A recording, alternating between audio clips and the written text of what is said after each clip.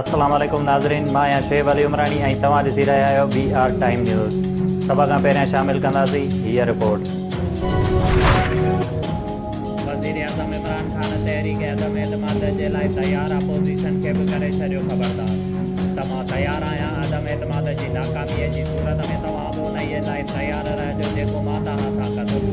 हुन चयो त 4 धाड़ेल मिली अदम एतमाद आणे रहिया आहिनि। नवाज़ ऐं शहबाज़ खेल लॻायो आहे। भॻोड़ो ऐं हुनजी धीउ फौजियुनि खे बुरो भलो चई रहिया आहिनि। शहबाज़ शरीफ़ खे जेको बि बूट नज़र ईंदो आहे उन जी पॉलिश शुरू करे ॾींदो आहे ऐं वज़ीर आज़म आसिफ़ ज़रदारीअ खे बीमारी ऐं मौलाना फज़लुर रहमान खे फज़लूअ जो नालो ॾेई छॾियो ऐं उहो बि चयो त फज़लू मुंहिंजी ऐं तुंहिंजी उमिरि में हिकु जेतिरी आहे। इन ई उमिरि में असांखे आख़िरत जो फ़िक्रु करणु खपे।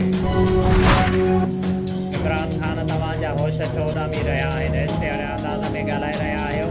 खेल त हाणे शुरू थियो आहे ऐं तव्हां पहिरियां ई हारे वेठा आहियो। जनाब तव्हां कुझु खिलाड़ियुनि वारो जज़्बो ॾेखारियो। मरियम नवाज़ जो इमरान ख़ान जे खिताब ते रद्द अमल। हुन चयो त इक़्तिदार हथनि मां वेंदे ॾिसी इंसान खे अहिड़ी तरह ज़हनी तवाज़ुन विञाए वेहंदो आहे उनखे न इख़्तिलाफ़ी इक़्तिदार न दुश्मनीअ जो ज़रफ़ रहंदो आहे। मौजूदा हुक्मराननि जो को बि मुस्तक़बिल न आहे। उन्हनि खे लंदन भॼी वञिणो आहे। अवाम पीपल्स पार्टीअ खे मौक़ो ॾे।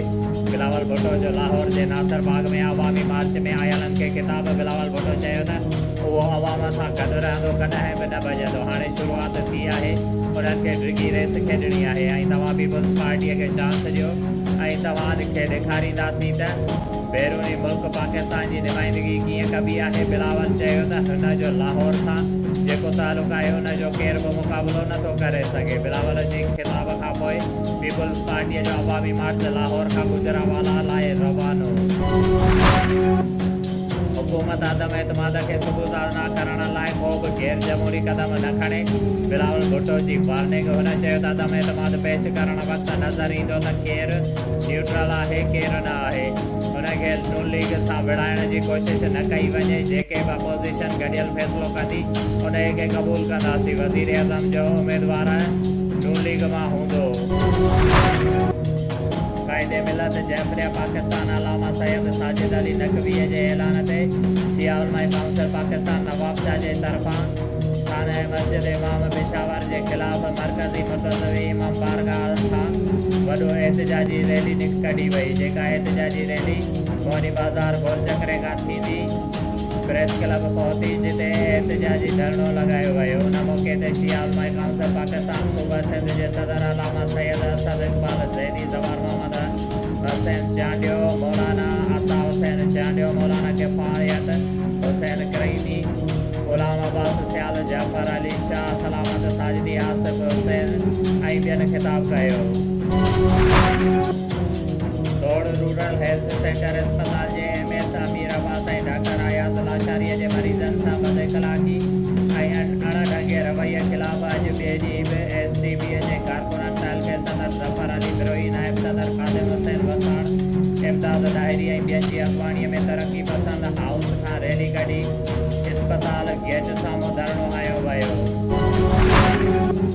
गिरजानी प्रेस क्लब जे बानी सदर अब्दुल वाहिद खोखर जी यादि में गिरजानी प्रेस क्लब पारां हिकु तहज़ीती मेड़ाको कोठायो वियो जंहिंमें सहाफ़ियनि सियासी समाजी ऐं अदबी माण्हुनि वॾे अंग में शिरकत कई। उन मौक़े ते नवाब शाह प्रेस क्लब जे अॻूणे सदर ज़ुल्फ़कार अली ख़ासकैली चयो त अब्दुल वाहिद खोखर गिरजानी प्रेस क्लब जो हिकु बाकिरदार कलमकार हुयो।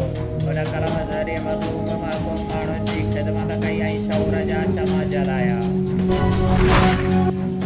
जाम साहब क़ौमी अवामी तहरीक पारां सिंध जे बरंदड़ मसाइलनि ते ज़राअत बचायो सिंध बचायो कॉन्फ्रेंस जलसो थियो। जलसे में क़ौमी अवामी तहरीक जे सरबराह मोहतरम अयाज़ लतीफ़ बलीजो अनवर रूहानी लाल खान शहर महमूद रक्षाणी ज़ाहिदा डाहिरी ऐं ॿियनि ख़िताब कंदे चयो त हुक्मराननि तरफ़ां सिंध जे आबादगारनि सां रोज़ानो नवां तरीक़ा इस्तेमालु करे आबादगारनि खे तबाह कयो पियो वञे। सिंध जे मईशत जो दारोमदार ज़राअत ते आहे पर सिंध में पाणीअ जी अथरात खोट पैदा करे सिंध जे केतिरनि ई ज़िलनि जूं ज़मीनूं बंजर कयूं वयूं आहिनि। शुएब अली उमरानीअ खे ॾींदा इजाज़त। वधीक ख़बरुनि ऐं अपडेट्स लाइ ॾिसंदा रहो BR टाइम न्यूज़।